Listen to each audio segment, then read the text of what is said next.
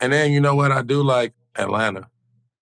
I start watching more of them, and they remind me a lot of y'all in the East. They're just a bad matchup for everybody they play. They play small. You got the boy Jalen Johnson playing like Athletic center, as hell. point forward, point guard. Mhm. You got Trey Young, who's just impossible to guard.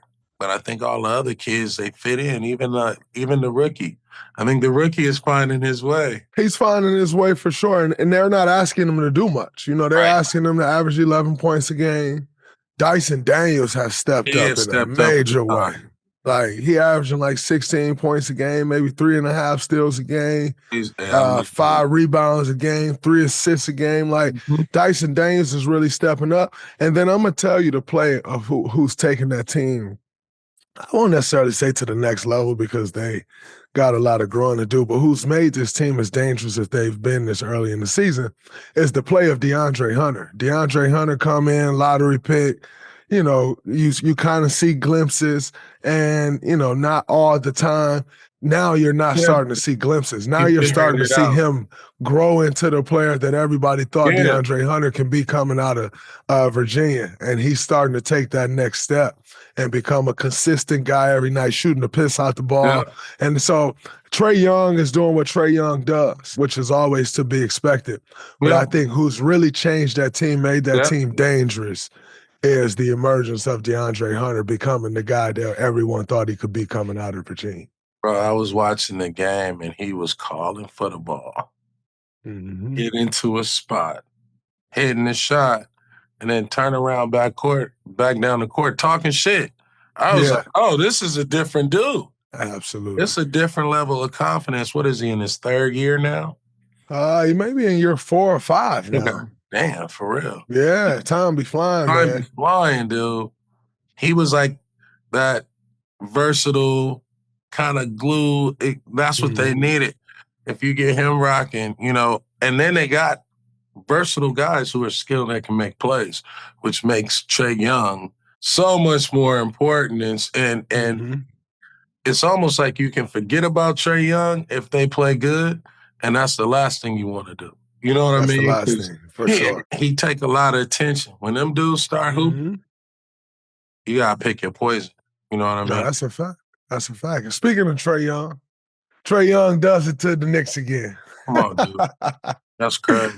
Trey Young owns the New York Knicks, man. He owns the New York Knicks. And that man went and kneeled down in the prison pose. And gave him the CeeLo.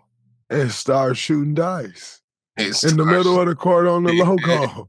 Like, this man is a menace. He must be stopped. This man is a menace in New York City. Bro, he keeps doing it to the Knicks, man. Wow, Trey Young. Hey, bro. Wow. They would have had to have a GoFundMe. I'm sorry, Trey Young, but if I was playing, New York would have had a GoFundMe because I'd have kicked him. I'd have kicked him dice. I'd have kicked him dice and kicked him. Man, come on, New York, you gotta stop letting. Hey, dog, he is really a Knick killer. He is. Hey, but here's the thing, though, BD. The exact reason he is the New York killer is the Knick killer is the same reason why he feel comfortable rolling dice on their logo and knowing nothing ain't gonna happen to him. Like, they don't have anybody on their team that's gonna say, oh no, he ain't, like, we ain't rocking with that. They don't have nobody on their team that's gonna do that. And that is one of the big problems with the New York Knicks. It's like, all right, when it comes down to it, who's that guy that's going to stop him from doing with all these shenanigans and put an end to it? Who's that guy for them? They don't have that. And I think that's always one of the issues going to be with these current Knicks. That's going to be one of the issues. Getting over that. Man, come on, man. Ain't nobody about to be shooting dice. Shooting dice? Bro, that's so disrespectful. I came in here. I'm taking y'all money. What? I'm taking y'all money. I'm going to Vegas. I'm shooting dice on y'all logo. Oh, that was so cold. And I'm out of here. I'm headed to Vegas. That's crazy. Ice Cold got antics. I'm fucking with it. I love it. I I love it. love And it. when you own a franchise the way he's owned them over the last few years, Yeah. ain't nothing they can do. And they hate him so much. You know what I mean? So like Absolutely. that villain. Yeah, Absolutely. Knicks, y'all should have just signed me for that game. Just so I'd have broke that dice game up with a quickness, you know. Fast. Fast. You got to come off that money Hey, bro, check. I'd have sat there on my knee too, right in front of him. You Like got you to come better off not that crap chicken. out. Come off that chicken, bro. ASAP. Shout out to Ice Cold, man. Absolutely. Yo, before we get to this next game and your next opponent, you do got to tell me what's up with the refs after they heard your comments from the fans. What was that Oh reaction, man, I bro? don't even know if the ref ended up doing anything, but it's crazy because it was at a part of the game where I couldn't really entertain him because I was locked into the game, but I heard him and I was real close to walking over there and scaring the shit out of him No, and seeing what he was yeah. going to do. And I was headed over there, but I'm like, you got to stay locked in. Like, you can't do it right now. It's wild. And I've said it. I've said it for years, bro. Like, the NBA kind of empower these fans to say what it is they want to say because I know as a fan that if, for instance, this guy calls me the B word, which again, I was like That's I told him not, right in come that on, moment, man. I'll slap the shit out of you. Man, as you Like should. I would, and Somebody I should very slap. much so will slap the shit out of him. No. But just to feel the comfort to say that, like Yeah.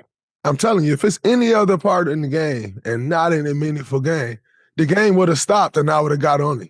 That's what really would have happened. If you had a pizza shop, a coffee shop, any other place, you ain't gonna say that. Not at all You know what because I you mean? know what comes with that. You know you got to back that up, and you wouldn't be Yeah. sitting in that seat if you was willing to back that up. We're Nah. not going to even go there. But like I said, the NBA empowers these losers to say what they want because they know that if I say this and he say something back, he going to get fined 25 grand. Just like I'm not sure if I'm going Right. to still get fined from it or not, but I really can care less because it's very clear. Like you hear the disrespect. Everyone in the world hears the disrespect. And if you think I'm just going to be like, oh, that ain't never going to happen. So it is what it is. But stop empowering these losers. And if they know they can get their ass kicked, they won't say that. Yeah, they need to get their ass kicked out of the game because it mess everything up for the fans. Like I like the fans who boo and hate and talk shit, but the ones who cross the line and know they crossing the line, you fucking up the game. Absolutely. Like you come in there with a whole agenda. Mm-hmm. You know what I mean? Like I remember when I was in when we played in the playoffs in Utah, and it was this little white girl, and she was behind the basket. She had to be like 8, 9, maybe 10 years old. And she was going, Baron Davis, hey Doc, the whole game. That's right. Every time I shot a free throw, I saw this little girl underneath the basket going, Baron Davis, fuck you, fuck you. And I didn't hear nobody else, but I could hear what she was saying. So I wasn't really tripping, but that kind of threw me off. Like, damn, dude, this little girl really hate me. Now, it's crazy because it throw you off. They came to the game. They was in the car. Like, all right, you gonna sit here and you gonna say "F you" to Baron Davis the whole night, Mm-hmm. and work the other side. Imagine teaching your kid to be a heckler. Imagine teaching your kid to show up to someone else's job to be a heckler. Man, you teaching your kid to be a loser from the beginning. Oh man, shout out. Speaking of that, shout out to my dog Mad Moves. Rest in peace. He was one of my trainers. He was a professional heckler. He would go to comedy stores and heckle people. And I was like, bro, why would you tell me something like That's that? hilarious. So there's people like that out here, man. That's It's like, crazy. you know what?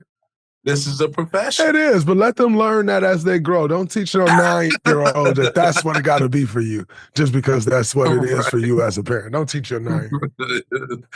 Keep it Nah, PC. You know, don't teach your 9-year-old to be a heckler, aka a loser.